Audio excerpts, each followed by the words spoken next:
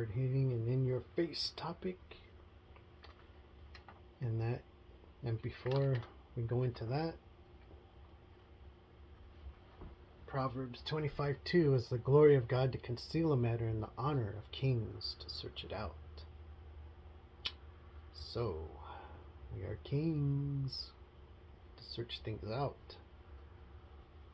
And no, searching things out doesn't mean relying on your pastor, priest, or minister, or whatever have you, to give you direction or truth or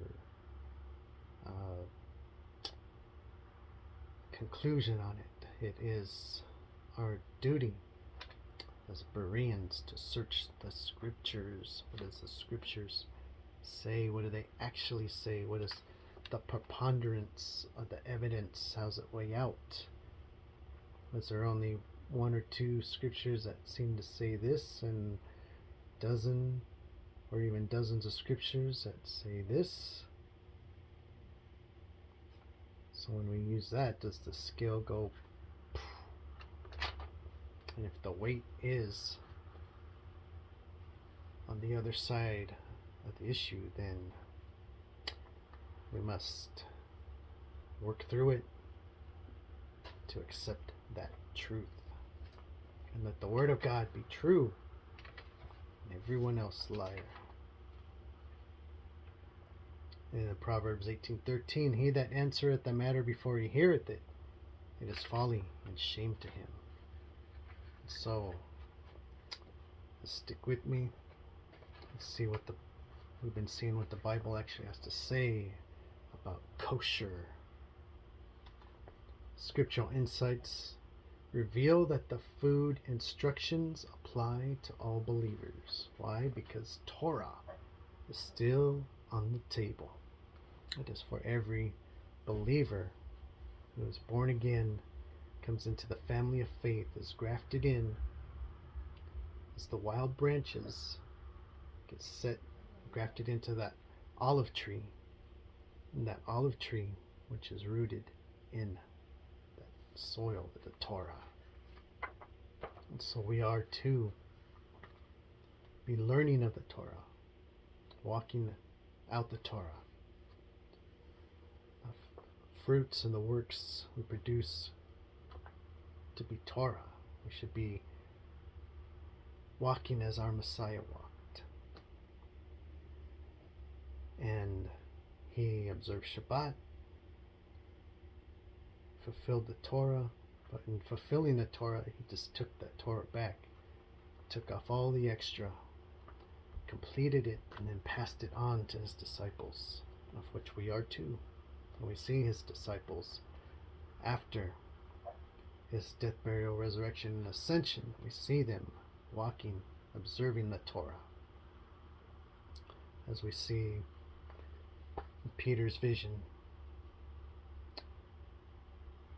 And that vision, and he was so confused because he said he never had put anything unclean in his mouth, because he never stopped observing the Torah, because he walked as his Messiah walked and had even the complete Torah and teachings and walked in them, and didn't stop observing Shabbat, didn't stop observing food laws, didn't stop observing the holy days, which we should be also learning of and observing the holy days, because they are different. The holidays that we got from the world and from Rome, the pagan, and they are not Yahweh's, Abba Father's set apart days. So to be a hearer and a doer of the word, and we must realize that Torah that we are is for Israel for 1,000 generations, even at the time of Moses, to be observed for 1,000 generations. Israel, and we are grafted in to Israel. So it is for us. It is for us. It is for today. Torah has always been for the believer, for those who would come into the faith then, now, forever. Torah. Chapter 7. Food in Modern Society. In this discussion of the dietary instructions, I do not mean to focus just on pigs, because there are a lot of things Christians and Jews, for that matter, eat that are not kosher, like shrimp, lobsters, clams, and the like. Regrettably, swine's flesh has become one of the predominant foods in American society and around the world. I myself am a former swine lover. Oh, I'm a former swine lover too. Okay, so came into this, was confronted with this truth, and was being exposed to this truth a few years ago, and yeah, I had to do the same thing. I had to, process it, work through it, and then finally come down on the side of the truth. I wish I was one of those people who just could turn and pivot hard and make a 180 and bolt, in the other direction, but that's taken me quite a while. It's taken me quite a while to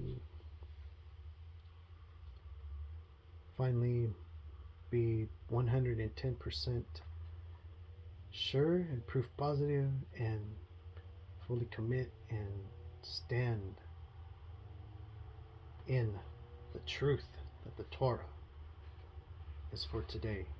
And the Torah has been for every believer that has come into the family of faith, and it will still in the future be for the believers.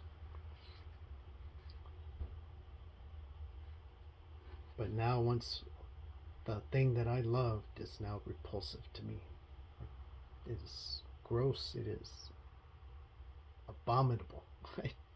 Once there used to be that's like a sweet savor, bacon cooking or bacon grease, or the smell of pork cooking now is like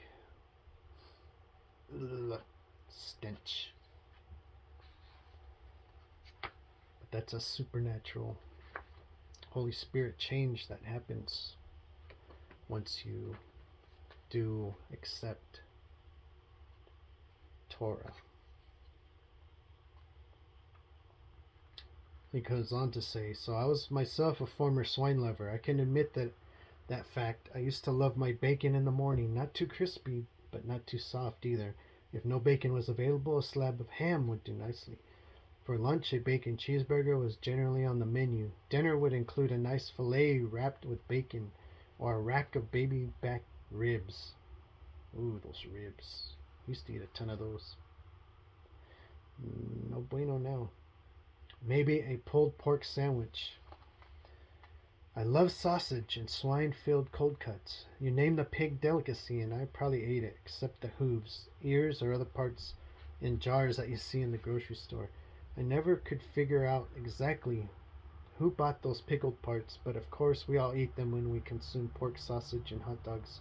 In fact, the FDA allows hot dogs to contain up to 20% animal hair, believe it or not. That's gross. I didn't need to know that, because I still, all you beef franks, turkey franks, I think I hair in it. It's not until I started investigating the dietary instructions that I discovered this fact. If I had known that there was even one animal hair in my hot dogs, I probably would have observed kashrut long ago. Now, thankfully, I only eat kashrut beef hot dogs. Okay, there's hope still. Because I like a hot dog. But I still have to watch out for harmful additives that some manufacturers put in their products. Ever since the eyes of my understanding have been enlightened to this important topic, Ephesians 1:18, I cannot help but wonder what it is about swine that used to be so appetizing. And pigs are one of the filthiest animals alive. Some slaughterhouses have a perfect or special section for the cancer-ridden pigs that are crippled so badly with tumors that they can't even walk. My goodness sake, they will eat anything, including their own feces. They will even eat a tumor off. Ooh, that's gross. Tumor off of another pig. Despite this gruesome reality, Bits of cooked swine are sprinkled over salads, strips of cooked swine are layered over sandwiches, slabs of cooked swine are eaten for certain Christian holy days. Their intestines are used for hot dogs and sausages, then their flesh, by the products, are mixed into so many things without ingredient labels, it would be difficult to discern whether or not something contains pig. I challenge the reader to start taking notice how many food products include pig's flesh. It is simply astonishing how vast this abomination has been perpetuated upon societies, in a particular Christian society such as the United States of America.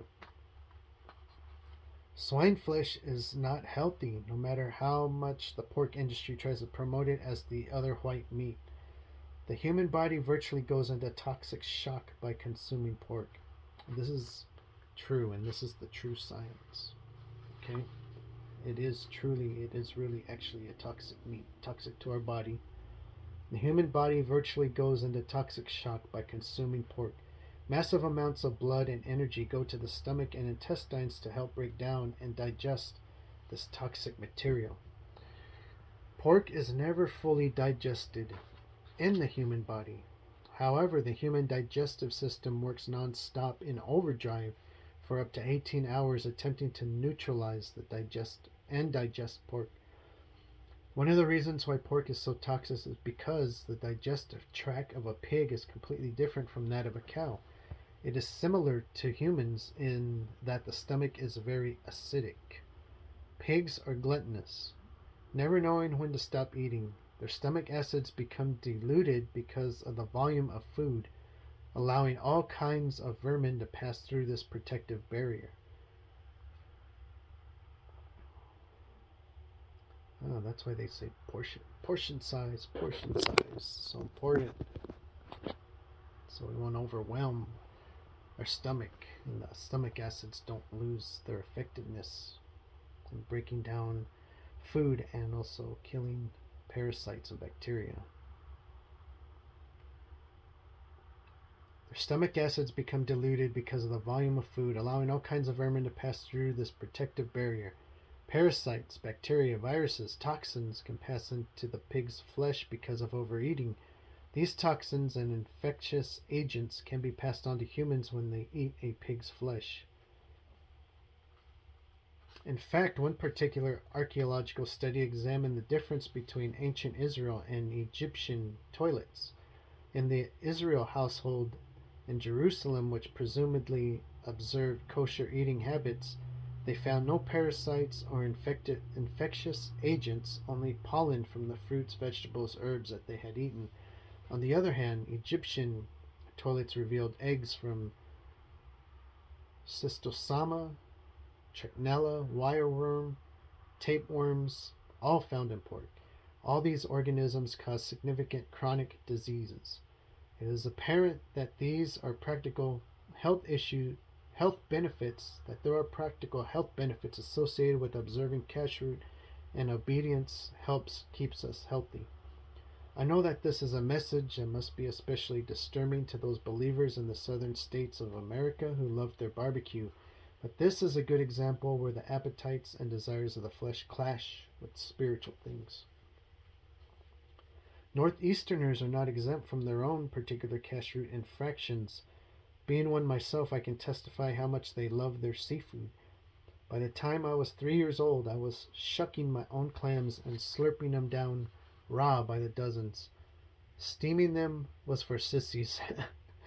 Oysters also tantalized my youthful taste buds. A dash of lemon and a hint of horseradish was all that was needed before I slid the bivalve mollusk down my open throat without even chewing. My parents never denied me any gastronomic desires of life and allowed me to delve into the world of crustacean culinary delights at an early age. I knew how to get my money's worth at a peel your own shrimp salad bar, and I could readily dismember and consume a freshly scalded lobster or crab with lightning speed. My youthful eyes keenly reconnoitered for small pieces of meat hidden in the fragmented shells, and my nimble fingers were skilled at dislodging any remaining morsels from their stubborn hold. I kind of get grossed out just reading about it. I used to love, just like this author used to love it, but now it's gross. Rarely did I need the tools of an amateur, the nutcracker and the miniature fork. Why use a fork when you could just suck the stray flesh right out of the mutilated corpse's arm like a straw? Little did I know that all these so-called delicacies are nothing more than deep-sea garbage collectors. Yes, again, true science tells you why they are not healthy. Why pork's not healthy. Why seafood's not healthy. Good for you. But the Almighty already knew this because He created all things. He knows.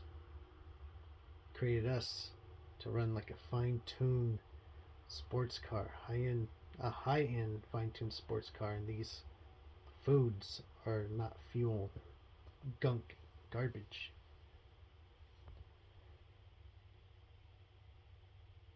It says they are bottom feeders that sift and eat the refuse and waste that is in the water.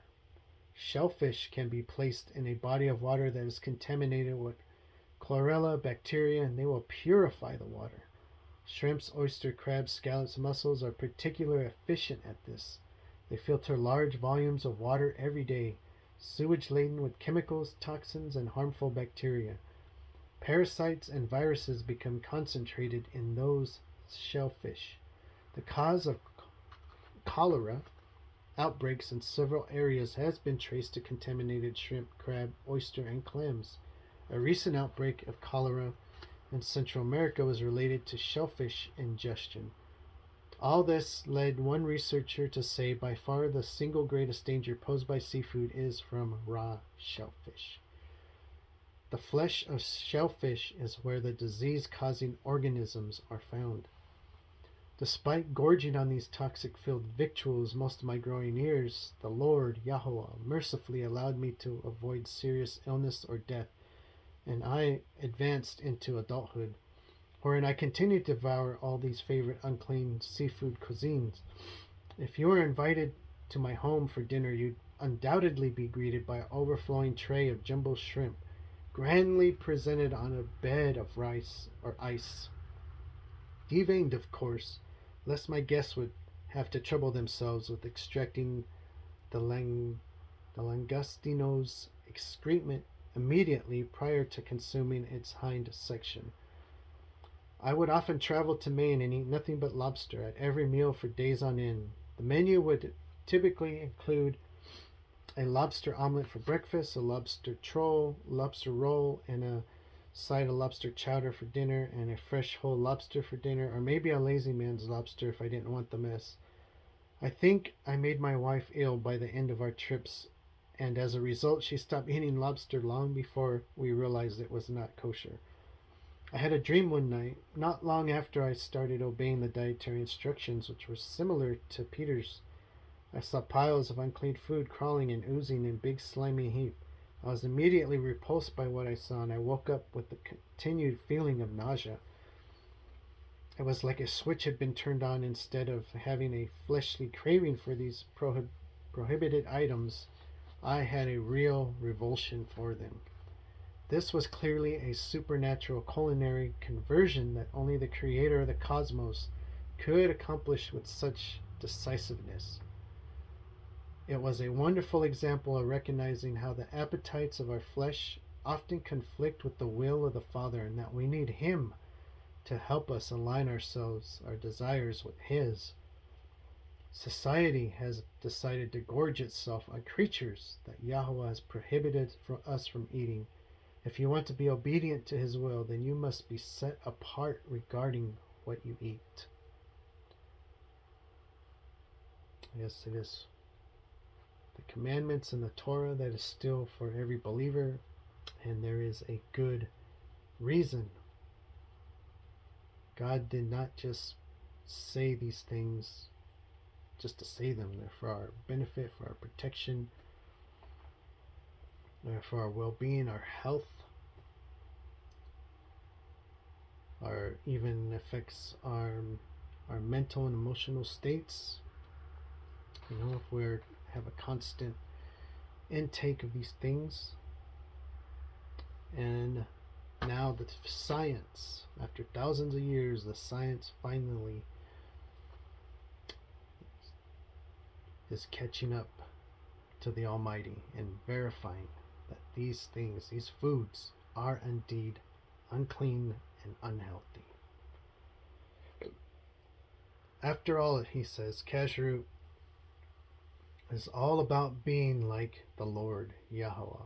We spend a considerable amount of time purchasing, preparing, and consuming our meals. It only makes sense that such a pervasive activity would have spiritual lessons and significance. Another issue that has become increasingly significant is the subject of genetically modified organisms, also known as GMOs. These organisms involve mankind tampering with the genetic coding of seeds and even animals. While this is not an issue specifically addressed in Kashrut, it should be implicit that we only eat foods designed and created by Yahweh. And I know this is an area to improve in for myself. Like I said, the world makes it very hard for you to be healthy, and these GMOs are always so much cheaper than organic, but it's worth it to choose the organic and to pay more for that than to be constantly eating and taking these GMOs. It says, as a result, we should only eat items containing the original genetic coding of the Creator. Mixing genes and tampering with genes inherently violates the principles contained within the Torah. This is just one of many issues to consider as we examine the ethics of eating.